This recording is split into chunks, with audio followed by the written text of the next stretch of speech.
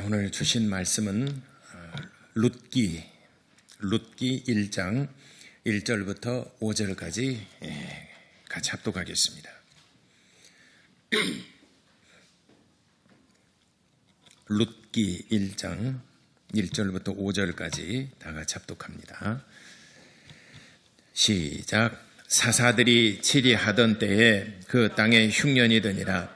유다 베들레헴의 한 사람이 그의 아내와 두 아들을 데리고 모압 지방에 가서 거류하였는데 그 사람의 이름은 엘리멜렉이요 그의 아내의 이름은 나오미요 그의 두 아들의 이름은 말론과 기련이니 유다 베들레헴 에브라 사람이더라. 그들이 모압 지방에 들어가서 거기 살더니 나오미의 남편 엘리멜렉이 죽고 나오미의 남았으며 그들은 모압 여자 중에서 그들의 아내를 맞이하였는데 그 하나의 이름은 오르바요 하나의 이름은 룻이더라. 그들이 거기에 거주한 지 10년쯤에 말론과 기련 두 사람이 다 죽고 그 여인은 두 아들과 남편의 뒤에 남았더라. 아멘. 사사시대에 있었던 한 이야기입니다.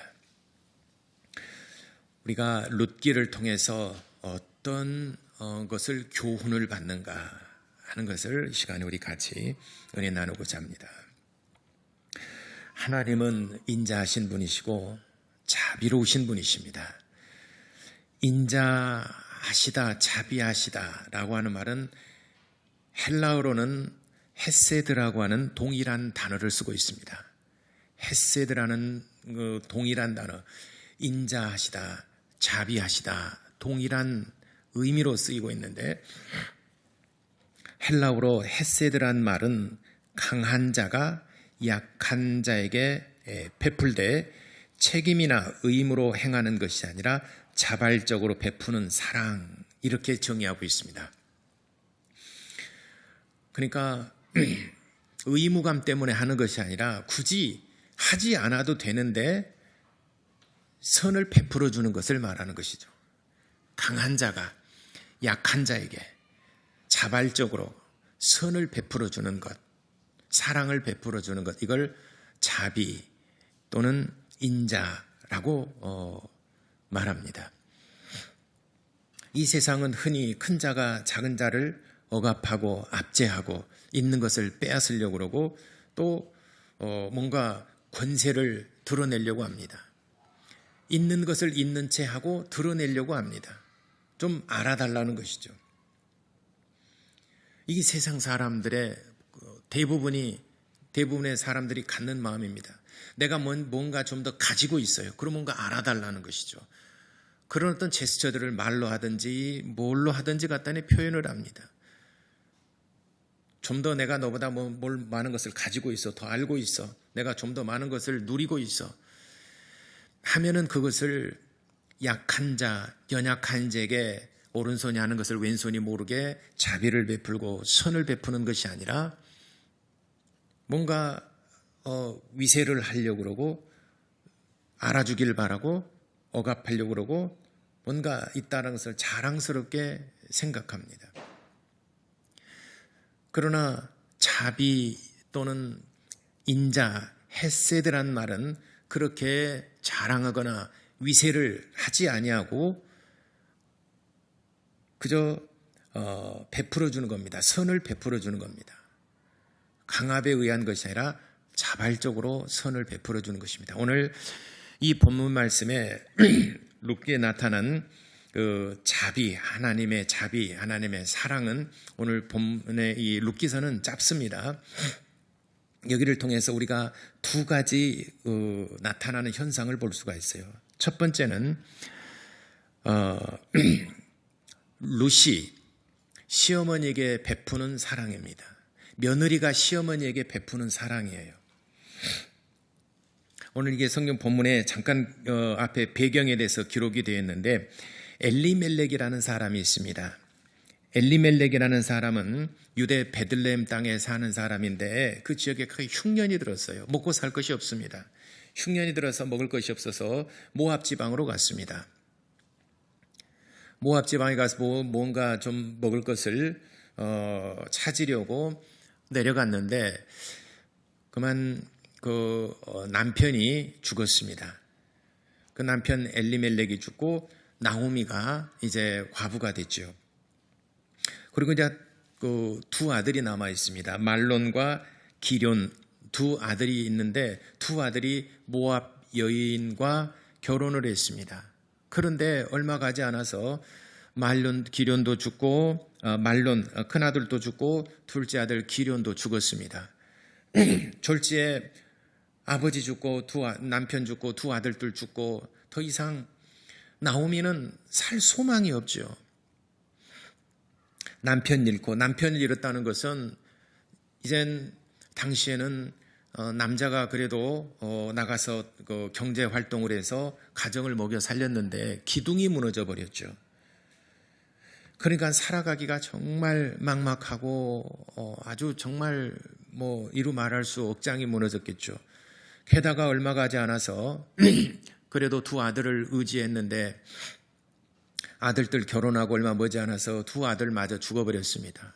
이방인 여자들과 더불어서 이제 살아가야 되는데 얼마나 정말 아들이 죽었으니 하나도 아니고 둘 다 죽어버렸으니 이 여인의 운명은 정말 이제는 세상에 낙이 없습니다. 세상의 즐거움이라고는 아무것도 없는 정말 모든 것을 다 잃어버린 여자입니다. 나오미는. 한번 생각해 보세요. 정말 세상에 살 소망이 없고 나도 그냥 같이 남편 따라가고 싶고 두 아들 따라가고 싶은 그런 마음밖에 없었겠죠. 예. 그래서 나오미가 어떤 마음으로 그랬는지 이제는 너희들은 너희 고향으로 돌아가라. 너희 친정집으로 돌아가라. 예, 나를 떠나 친정집으로 돌아가라. 그러면은 이제 나이가 든 나오미 홀로 남겠죠. 이게 큰 며느리 오르바는 친정으로 갔습니다. 둘째 며느리 루시 떠날 수도 있지만은 나마저 떠나버린다면 나이 든 시어머니 이 나오미는 어떻게 될 것인가 너무 걱정스러운 것이죠. 남편 죽고 두 아들 죽었으니 나마저 떠나버린다면은 혹시라도 시어머니인 나오미가 극단적인 선택을 하지 않을까 여러 가지 생각이 들었겠죠. 그래서 루시 나는 어머니와 함께 하겠습니다. 그러니까 아니다. 너는 네 친정으로 돌아가라. 그러니까는 루시 결코 나를 버리지 말아달라고 간청을 하면서 내가 어머니를 따르겠습니다. 어머니가 어디로 가든지 나는 어머니를 따를 것이며 어머니가 섬기는 하나님을 어머니의 하나님 곧 나의 하나님이니 내가 어머니가 믿는 하나님을 그렇게 신앙을 따라가고 하나님을 따라가고 내가 어머니를 섬기겠습니다. 라고 그래서 나오미가 그 며느리 룻을 데리고 고향 땅으로 들어갑니다. 이것이 자비입니다. 룻이 시어머니에게 베풀어준 이것이 바로 자비입니다. 그러니까 예를 들어서 룻이 자기 그 남편도 죽었고 그러니까 아무 상관이 없잖아. 이제는 아무 상관없어. 그래서 오르바가 시어머니를 떠나서 자기 친정으로 갔다라고 해서 누가 비난할 사람도 없습니다. 너 왜 시어머니 안 따라가고 너 왜 나와서 한번 시집을 갔으면 그 집 귀신이 되는 것이지 너 왜 거기서 나와서 그렇게 비난할 사람 아무도 없어요. 룻도 마찬가지입니다. 룻이 시어머니를 떠나서 친정으로 간다 하더라도 아무도 비난할 사람이 없고 오히려 많은 사람들이 그래 참 남편 잃고 너 참 안 됐구나. 그래서 친정을 의지하고 원래 남편이 죽고 없으면 주로 친정 쪽으로 많이 붙지 않습니까? 그러니까 룻이나 오르바가 그렇게 하는 것에 대해서 어느 누구도 비난하거나 거기서 잘못됐다, 너 나쁜 사람이야 하고 손가락질 사람 아무도 없습니다. 그럼에도 불구하고 나이든 시어머니를 봉양하기 위해서 그 며느리가 따라 나섭니다. 이것이 자비를 베풀었다 하는 것입니다. 이것이 자비. 아무 대가 없이 그냥 선을 베풀어 준 겁니다. 그 다음에 두 번째 현상이 나타나는데 이제 유대 베들레헴 땅에 갔죠. 베들레헴 땅에 가서 먹고 살아야 되는데 이제 나오미가 돌아왔습니다. 고향 땅으로. 아이고, 우리가 나오미가 돌아왔구나. 그간 이 얘기를 들어보니까 정말 그 고향 땅을 떠나서 이방인 땅에 가서 멀리 타국에 가서 너무 많이 고생을 하고 남편도 죽고 두 아들도 죽고 큰 며느리는 갖고 둘째 며느리하고 이렇게 고향 땅에 돌아왔으니 아이고 정말 넌 안 됐구나 안 됐구나. 그래도 나오미는 룻이 정말 큰 의지가 되어준 겁니다. 기대고 싶을 때 버팀목이 되어주는 사람이 바로 룻이었습니다. 나오미 뭔가 심신이 피곤하고 지쳐있고 나이는 들었고 뭔가 누구를 기대고 싶잖아요. 기대고자 해도 남편이 없고 기대고자 해도 아들도 없고 기대고자 해도 기댈 때라고는 둘째 며느리 룻밖에 없어요. 룻이 버팀목이 되어주고 경제활동을 하는데 어머니 내가 밖에 나가서 이삭을 주어서 이렇게 또 끈이를 해결해야 되니까 그렇게 하겠습니다. 그래, 그럼 그리 하라. 그래서 새벽에 이삭을 주우러 나갑니다. 근데 이 밭에서 이삭을 줍고 이 밭에서 이삭을 줍고 이 밭에서 이삭을 줍고 저번에도 말씀드렸지만은 이스라엘 사람들은 모세의 계명 가운데 포도를 다 따지 말고 그리고 밭에 그 모서리에 있는 것들을 다 거두지 말고 또 이삭을 줍지 말라고 그랬어요. 왜 그 과일들을 다 따지 말고 이삭을 줍지 말고 모퉁이에 있는 것들을 왜 남겨두라 그랬는가? 이는 가난한 사람, 과부, 나그네, 끈이를 갈망할 수 없는 사람, 이 사람들을 위해서 남겨두라고 그랬습니다. 너는 네가 거둬들이는 것으로 충분하지 않느냐? 그래 이삭을 주려고 다시 뒤돌아보지 말라고 그랬습니다. 이것이 율법입니다. 그래서 나오미는 룻은 이삭을 주우려고 이렇게 갑니다. 그러다가 이 밭에서 죽고 또 이 밭에서 죽고 종일 쉬지 않고 이삭을 줍습니다. 그런데 나이가 많은 보아스가 그렇게 보니까 여인이 너무 열심히 일을 합니다. 그래서 사환을 불러서 종을 불렀어요. 저 젊은 여자는 누구냐? 누구한테 저렇게 열심히 일하느냐? 그러니까 2차 대차에서 이렇게 된 나오미의 며느리 룻이라고 하는 사람입니다. 아 그래 나오미와 친족인 보아스가 그 룻을 부릅니다. 너는 앞으로 다른 데 밭에 가서 이삭을 줍지 말고 우리 밭에 와서 이삭을 주어라 그랬습니다. 그러니까 룻이 왜 그렇게 나에게만 특별히 선대하시나이까 라고 물으니까 나는 너의 행한 모든 일을 내가 다 들어서 알고 있느니라. 너의 시어머니에게 했던 일들 그리고 여기서 와서 네 시어머니를 공양하기 위해서 이렇게 하는 모든 일들을 내가 다 알고 그걸 하나님께서 너에게 그걸 갚으려 하시고 선을 베풀려 하심이니라 라고 그랬습니다. 그러니까 가서 밭에 가서 이삭을 줍는데 보아스가 그 종들을 부릅니다. 갈 때에 너희는 이삭을 흘리고 가라. 일부러 나오미가 이삭을 줍도록 흘리고 가라 라고 해서 그렇게 선을 베풀어 줬습니다. 이와 같이 보아스가 그 가난하고 먹고 살기 힘든 사람이 나오미와 룻만 있는 것이 아니라 많은 사람들이 먹고 살기에 참 힘듭니다. 이때 보아스가 굳이 그렇게 하지 않더라도 비난할 사람 아무도 없어요. 누구든지 와서 이삭을 줍고 누구든지 와서 자기가 노력한 것만큼 이삭을 주어서 가져가는 것은 누구나 다 할 수 있는 것입니다. 그런데 롯에게 특별히 이렇게 선을 베풀어주고 자비를 베풀어준 것은 그의 친족이기 때문이기도 하지만은 그러나 또 나오미가 어떤 삶 어떻게 지내왔는지를 알고 그에게 자비를 베풀려주고 했던 것입니다. 이것이 오늘 성경 본문에 나타난 두 번째 자비입니다. 그러니까 굳이 그렇게 하지 않더라도 비난할 사람은 없어요. 굴에 운조루에 가보게 되면은 그 운조루 하면 구루 문자 세조자를 씁니다. 그래서 운조루에 가보게 되면은 유이주라는 사람이 조선 그 후기에 아주 지역의 큰 유지입니다. 근데 당시에 흉년이 들게 되면은 배고파서 그 굶어 죽는 사람이 굉장히 많이 생겨났습니다.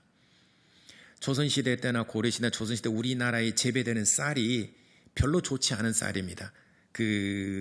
자주 깨져요. 그리고 알이 굵기가 그 쌀애기처럼 좋지 않은 벼 품종이 원래 우리나라 이 조선 이 한반도에 나타나는 그 벼씨 품종이 좋지 않습니다. 그래서 타작을 하고 거둬봐야 그렇게 많이 수확을 할 수가 없는 품종입니다.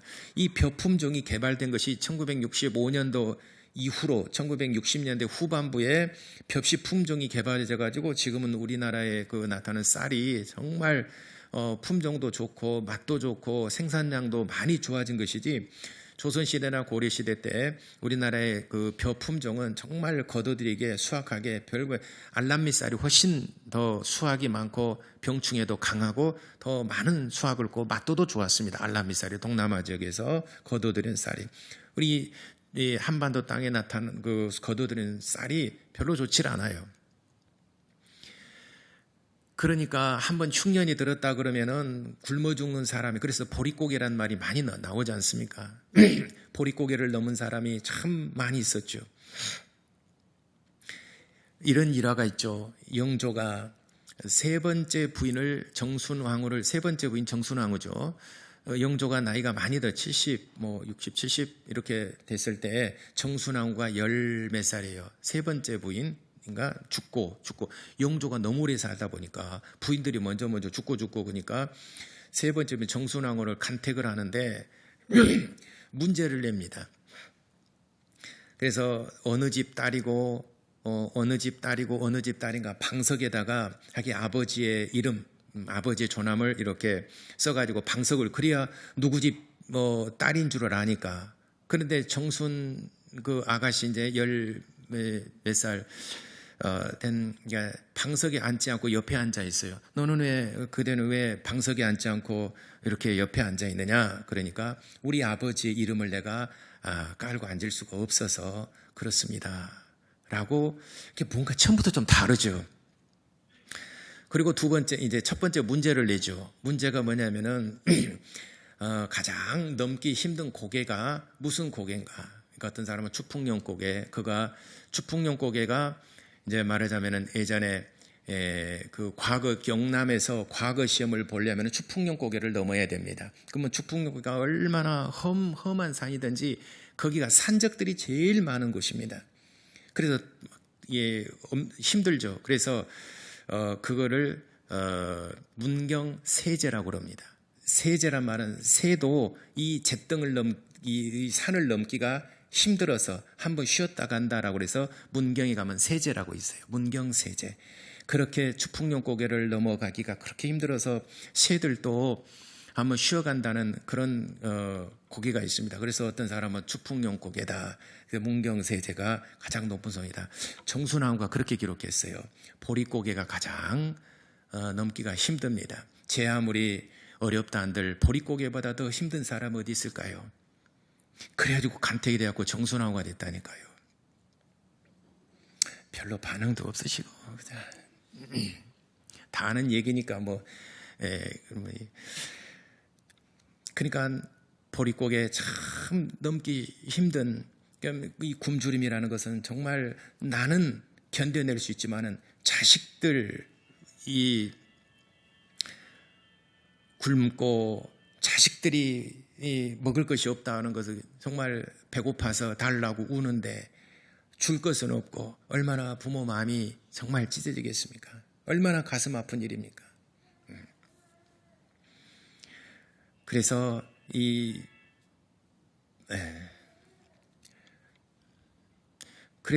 이렇게 이삭을 주어서라도 이렇게 하루하루 먹을 것을 연명해 가는데 보아스가 이 룻과 나오미만 그 가정만 그렇겠느냐.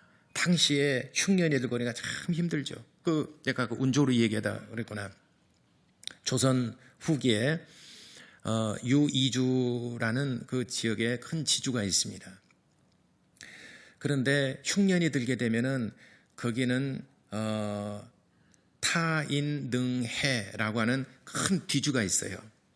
그래서 타인능해라고 해서는 타인이라도 능히 다 할 수 있다. 이 말은 누구라도 그러니까 우리 집에서부터 백리 밖에 40km 엄청나게 넓은 면적이죠.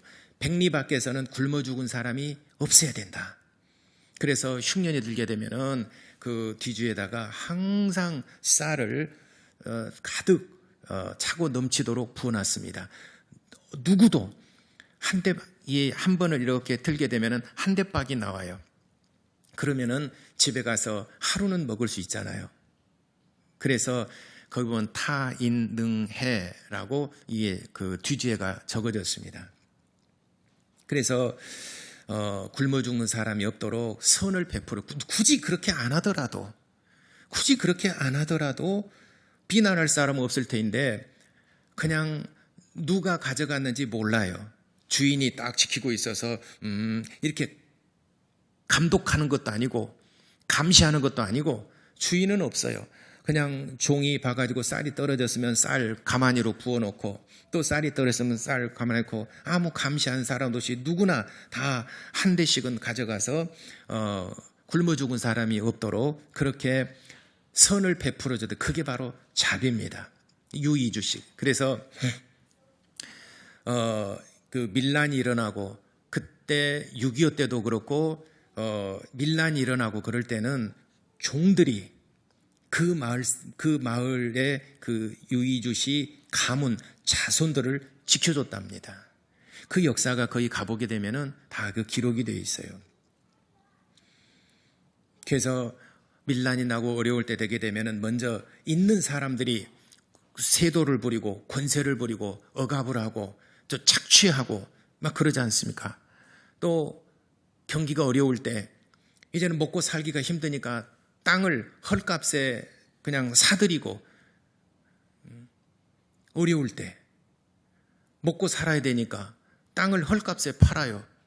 그래서 헐값에 땅을 막 사들이고 그래서 경주 최씨의 그 가문 내력도 보면 나오지만은 유이주 씨의 그 집안도 보면은 흉년 때는 절대로 땅을 사들이지 않는다. 그러니까 그 지역의 그 종들과 그 지역의 사람들이 절대로 우리 주인을 해쳐서는 안 된다. 우리 주인을 해치게 되면 우리는 다 굶어 죽는다. 그래서 그 선이 다시 또 베푼 것이 내게로 돌아왔다 하는 그런 얘기가 있는데 혹시 여러분 기회 되시면은 구례에 조금 지나게 되면은 운조루라는 곳이 있습니다. 이 보아스도 룻과 그 나오미에게 굳이 그렇게 하지 않더라도 누가 비난할 사람은 없습니다. 그렇지만은 더 가진 자가 그래도 형편이 더 나은 자가 어렵고 가난하고 먹고 살기 힘든 사람에게 아무런 뒤돌아서서 그냥 자비를 베풀어주는 그냥 사랑을 베풀어주고 그냥 값없이 주는 것 이것이 헤세드라고 하는 자비, 인자라고 하는 말입니다. 그래서 하나님께서 자비로우시고 하나님은 인자하시다 할 때 하나님은 헤세드의 하나님이시다. 그 말은 하나님께서 죄인된 우리를 위하여 굳이 죄는 우리가 지었으니까 하나님이 짓도록 하는 것이 아니라 죄는 우리가 지었잖아요. 여러분 죄는 하나님이 짓게 만들었습니까? 우리가 지었습니까? 우리가 육신의 정욕을 이기지 못해서 우리가 범죄했지 않습니까? 하나님께서는 그냥 너 죄 지었구나 심판하시면 되는 겁니다. 죄는 하나님이 지은 것이 아니라 우리가 죄를 지었기 때문에 선악과를 먹을 때 사람이 먹은 거예요. 그러나 하나님께서는 자비하셔서 인자하신 분이셔서 사랑을 베풀어 주신 것입니다. 큰 자가 작은 자에게, 있는 자가 연약한 자에게, 강한 자가 연약한 자에게 사랑을 베풀어 주는 것. 그래서 굳이 그렇게 하지 않아도 되지만은 아버지께서는, 하나님께서는 품 안에서 독생하신 하나님의 아들을 내어주신 것입니다. 아무 값 없이, 아무 대가 없이. 굳이 그렇게 안 하셔도, 죄를 지었으면 하나님 심판하시면 끝나는 거예요. 그래, 법대로 해, 법대로 해. 법대로 하기 전에 우리는 사람의 양심, 지난번에 말씀한 영어로는 에틱이라는 말과 moral이라는 말이에요. 윤리, 도덕이라면 똑같은 단계의 의미를 가지고 있는데, 우리는 법적인 어떤 윤리적 그 이전에 우리 양심이 있어요. 양심이 우선하는 것이죠.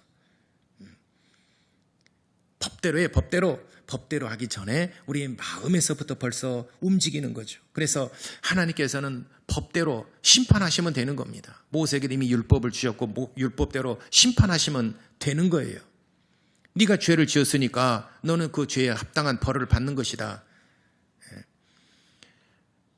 그렇지만은 하나님께서는 굳이 그렇게 하지 않으셔도 되지만은 품 안에서 독생하신 아들을 세상에 내어주신 바 되었어요. 그것이 하나님의 자비요, 하나님은 인자하신 분이시고 하나님이 그렇게 우리에게 사랑을 값없이 베풀어 주신 것입니다. 오늘 이 룻기에서 우리가 살펴볼 수 있는, 그냥 룻기는 그냥 이렇게 선한 일을 했구나 라고 하는 것은 단순히 하나의 역사서만이 아니라 룻과 그리고 나오미 그리고 보아스, 이 관계를 통해서 우리에게 그 교훈하는 것은 하나님의 사랑을 지금 비유적으로 지금 말씀하시는 겁니다. 값없이 베풀어 주는 거예요. 룻이 시어머니인 나오미에게 선을 베풀어 주고 자비를 베풀어 주는 것. 그리고 보아스가 나오미와 룻의 가정에 선을 베풀어 주는 것, 선대를 해주는 것. 세상 사람들은 그렇지 않죠. 세상 사람들은 있는 것 가지고 위세를 하고 있는 것 가지고 쓰면서 뭔가 자기 만족을 느끼는 죠. 그렇지만은 하나님께서는 어떤 권세자이시고 힘이 있으시고 전능자이시지만은 우리 인간을 긍휼히 여기시고 불쌍히 여기시고 그래서 자비를 베풀어 주신 분이십니다. 헤세드의 사랑을 베풀어 주신 거예요. 자비의 사랑을 베풀어 주신 겁니다. 굳이 그렇게 하지 않더라도 우리가 아무런 한거를 하거나 하나님께 대해서 왜 그렇게 안 해줬습니까? 라고 말할 근거가 없어요. 우리가 예를 들어서 어떤 이렇게 사업도 잘 되고 돈도 많이 벌고 잘하는데 왜 나를 안 도와주냐? 응? 네가 이렇게 돈 많이 벌었으면은 우리한테 좀 베풀어줘도 왜 안 베풀어주냐? 그렇게 말할 수 있겠느냐 이 말이에요. 그가 자비를 베풀어주면은 좋거니와 그렇지 아니한다 하더라도 아무 문제가 없는 것이죠.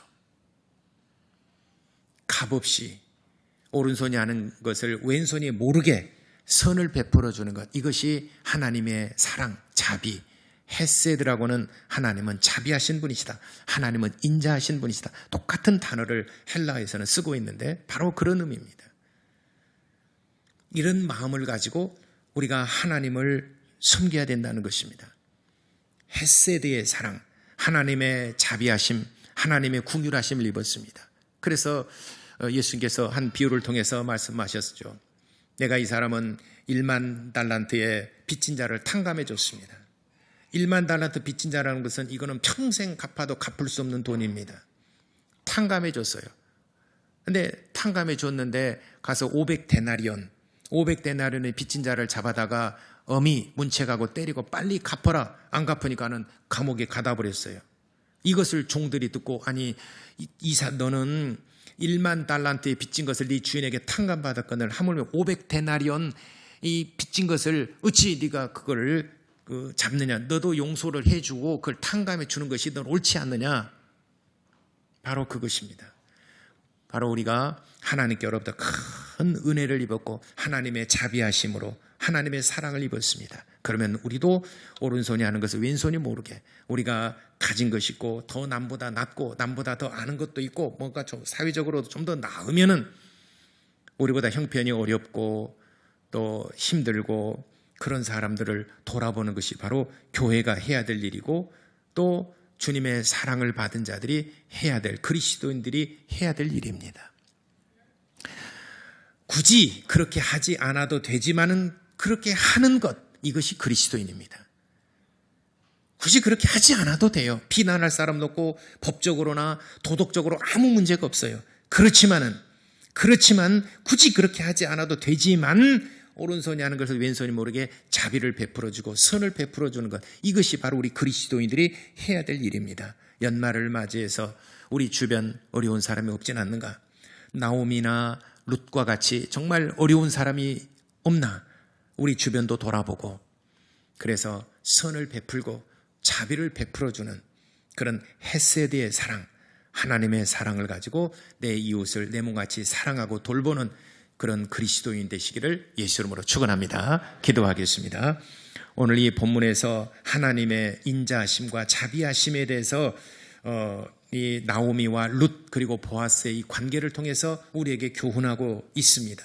그러므로 우리도 하나님의 사랑, 자비, 인자하심을 받았으니 우리도 그렇게 베풀며 살아갈 수 있도록 우리 주변을 같이 돌아보고 또 혹시 교회 안에도 그런 사람이 있을 수 있어요. 그런 사람들을 돌아보되 오른손이 하는 것을 왼손이 알지 못하도록, 그리고 굳이 그렇게 하지 않아도 되지만은 굳이 그렇게 하는 사람, 그것이 바로 그리스도의 사랑입니다. 그렇게 섬기는 자가 될 수 있도록 우리 다 같이 기도하겠습니다.